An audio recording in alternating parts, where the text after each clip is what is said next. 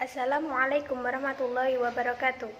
Alhamdulillahirabbil alamin wassalatu wassalam bil anbiya'i wal mursalin wa ala alihi washabbihi ajmain amma ba'du.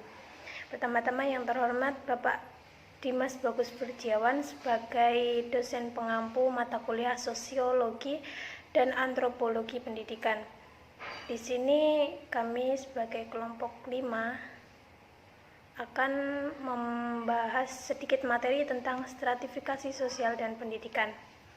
Nama saya Nur Faiz Khairiatus Sairoh dengan NIM 2011 90438. Langsung saja yang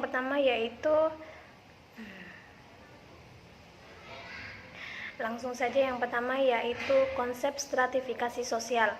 Terminologi stratifikasi sosial berasal dari kata stratum yang berarti lapisan dan sosius yang berarti masyarakat. Stratifikasi sosial dapat diartikan sebagai perbedaan posisi sosial individu-individu dalam masyarakat secara hierarkis. Pengertian stratifikasi sosial dapat pula berupa pengelompokan masyarakat secara sosial, budaya, ekonomi, atau politik dalam lapisan-lapisan yang berjenjang.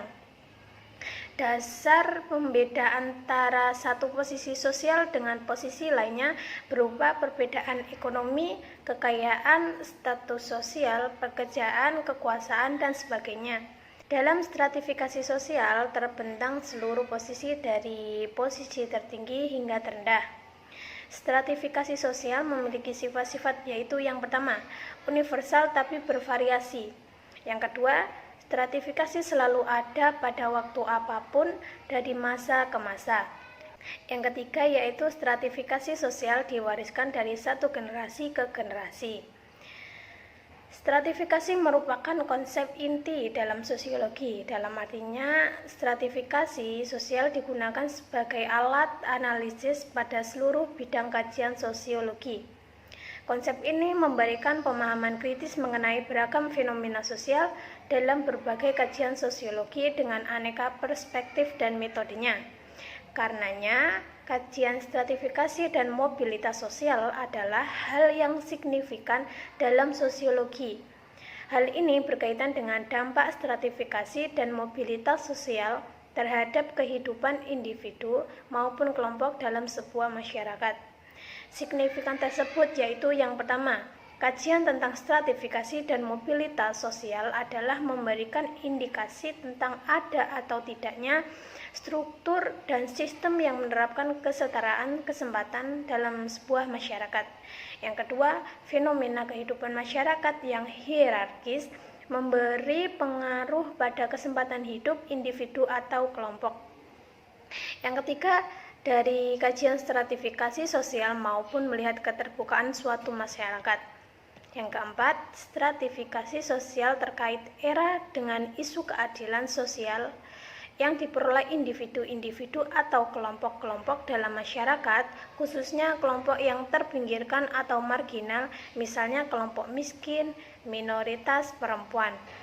Selanjutnya akan dilanjutkan oleh Mbak Nindi. Terima kasih. Bismillahirrahmanirrahim. Assalamualaikum warahmatullahi wabarakatuh. Sebelumnya perkenalkan, nama saya Nindya Rahyu Utami dengan nomor induk mahasiswa 2011190432. Pada kesempatan kali ini, saya akan melanjutkan presentasi yang telah disampaikan oleh rekan saya sebelumnya. Adapun poin yang akan saya bahas pada pertemuan kali ini yaitu makna stratifikasi sosial dalam kehidupan dan dampak stratifikasi sosial serta upaya mengurangi ketidaksamaan. Untuk poin yang pertama, saya akan menjelaskan tentang makna stratifikasi sosial bagi kehidupan. Nah, stratifikasi sosial sendiri terjadi karena adanya pembagian kelas-kelas sosial yang ada di masyarakat. Nah, stratifikasi sosial itu biasanya dilatar belakangi oleh perbedaan ras, budaya, pembagian kerja, pendidikan, serta kelangkaan sumber budaya maupun kekuasaan.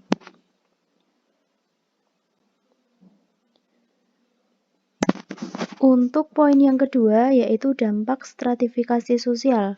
Nah, di sini ada dua dampak yaitu ada dampak positif dan ada pula dampak negatif.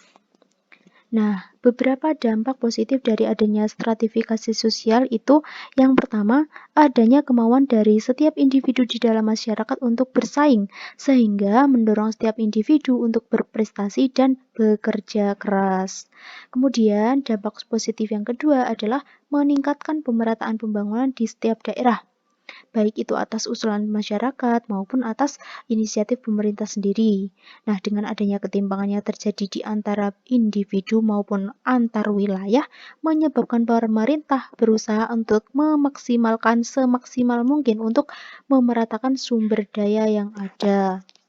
Nah, setelah kita mengulas sedikit tentang dampak positif, selanjutnya kita membahas tentang dampak negatif dari adanya stratifikasi sosial. Nah, dampak negatif yang pertama yaitu eksklusivitas. Eksklusivitas itu dapat berupa gaya hidup, perilaku, juga kebiasaan mereka yang berbeda antara satu lapisan dengan lapisan lainnya. Nah, eksklusivitas ini juga sering membatasi pergaulan di antara kelas sosial tertentu. Kemudian dampak yang kedua yaitu etnosentrisme. Etnosentrisme itu dipahami sebagai sebuah budaya yang mengagungkan kelompok sendiri dan terjadi di dalam stratifikasi sosial. Nah, pola etnosentrisme atau mengagungkan kelompok sendiri itu biasanya dilakukan dengan menganggap bahwa pola perilaku kelas sosial yang paling atas itu lebih berdaya dibandingkan dengan kelas sosial di bawahnya. Sebaliknya juga, kelas sosial bawah akan memandang mereka yang berada di kelas sosial paling atas itu dianggap sebagai orang yang boros, orang yang konsumtif, dan menganggap apa yang mereka lakukan itu kurang manusiawi dan tidak memiliki kesadaran dan solidaritas kepada mereka yang menderita. Kemudian dampak negatif yang ketiga yaitu konflik sosial.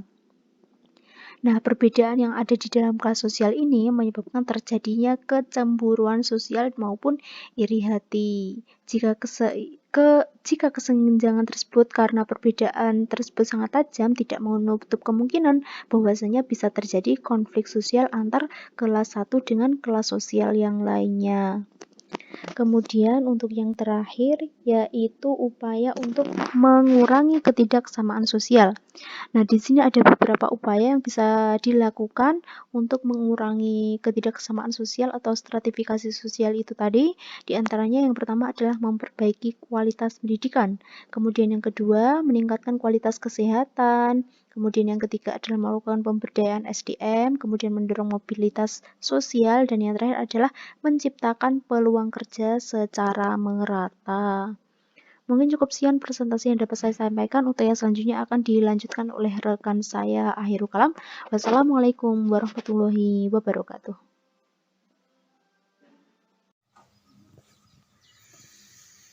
Assalamualaikum warahmatullahi wabarakatuh.